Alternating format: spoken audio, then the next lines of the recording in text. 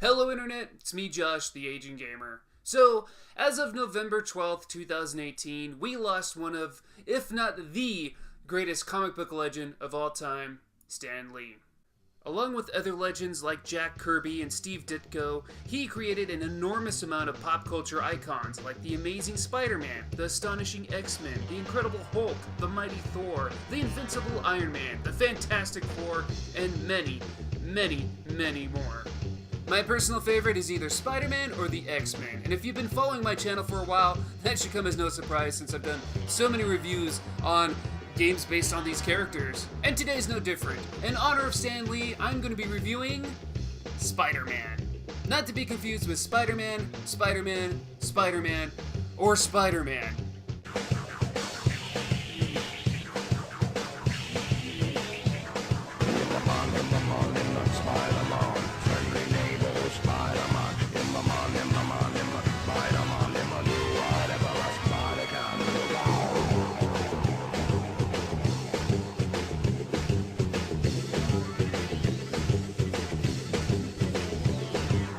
After Spider-Man is framed for a crime he didn't commit by the seemingly turned good Dr. Octavius, Spider-Man has become the target of the NYPD. While Spider-Man is trying to figure out who framed him, Dr. Octopus is working on a plan to take over the city using symbiotes.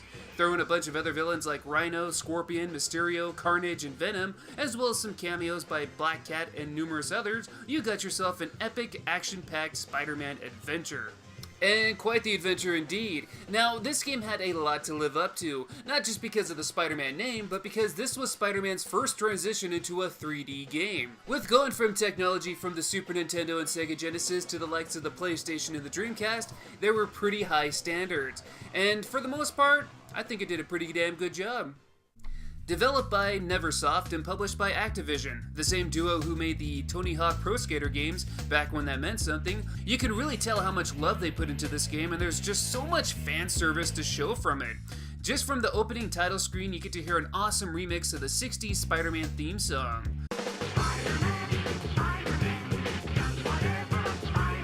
You'll probably recognize a lot of the voice acting too, as they used a lot of voice actors from the 90s Spider-Man animated series and Spider-Man Unlimited. Even Stan Lee himself narrates a few scenes. Welcome, true believers and newcomers alike. Spider-Man co-creator Stan Lee here. Once again, we find our hero Peter Parker, better known around the world as the Amazing Spider-Man, in a heap of trouble. Throughout the game, you can also collect a lot of milestone comic covers from throughout Spider-Man's history. There's even a lot of costumes you can unlock for Spider-Man, again, from all throughout Spider-Man's rich history. So like I said, this game just oozes Spider-Man nostalgia for us to just eat up. But what kind of game is this? What kind of game is Spider-Man?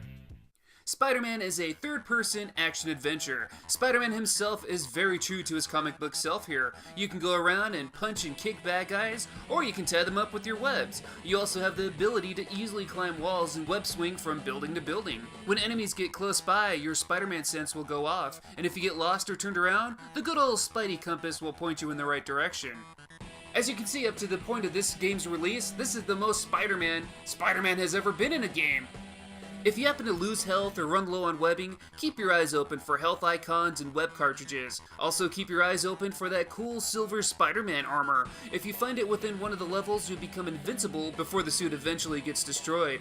Now when we get to the levels themselves, they usually consist of just making your way to the end of the stage. And while for some games that sounds pretty boring, but in this game it's not bad at all. The story, the voice acting, the level structures, it's all done in a way where it's just entertaining. The game is fast-paced and you aren't really forced to stay in any area too long. Sometimes you'll have some objectives to complete first, such as rescuing hostages or making sure you defeat all the enemies. There's also a few levels that have you chasing someone or being chased yourself. The gameplay is mixed up enough and fast-paced so the game never drags and you never feel bored.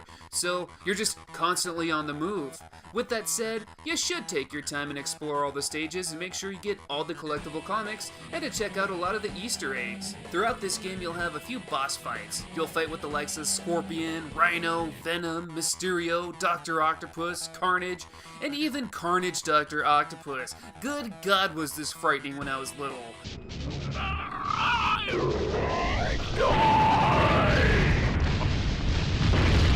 is gonna blow.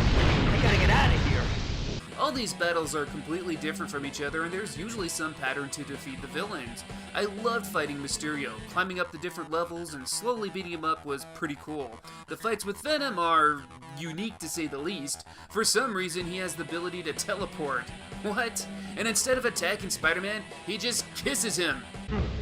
Get a breath, mint! So yeah, a lot of this game holds up really well. The presentation is just phenomenal. The way the levels are designed, the voice acting, the level structures, the objectives, the music, everything is just fantastic. It's aged very well, except for a few things. From my experience, the biggest annoyance about this game is a problem that most games typically had when they were first going from 2D to 3D environments, and that's the camera angles. There's no free camera control, there's no manual screen adjusting or anything like that. The camera will face whichever direction Spider-Man is facing. Sounds ideal, but man, it gets in the way. Objects will obstruct your vision, hell, buildings will get in your way. It's just not great. I also want to talk about the visuals. While the blocky look doesn't bother me, some of those faces are ugly. Mary Jane in particular is just horrifying. And I don't understand why, but Black Cat only wears a mask in the Dreamcast version. Speaking of different versions, if you are going to play this game, the Dreamcast version is the way to go.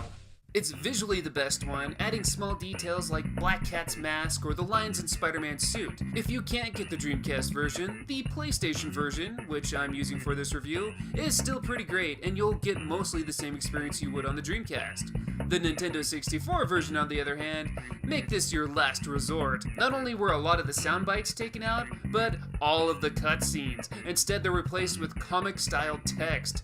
Yeesh. So to wrap this all up, the game does have its faults, but it's mostly due to the limitations of its time. The game still holds up pretty well, and I had a blast playing it again.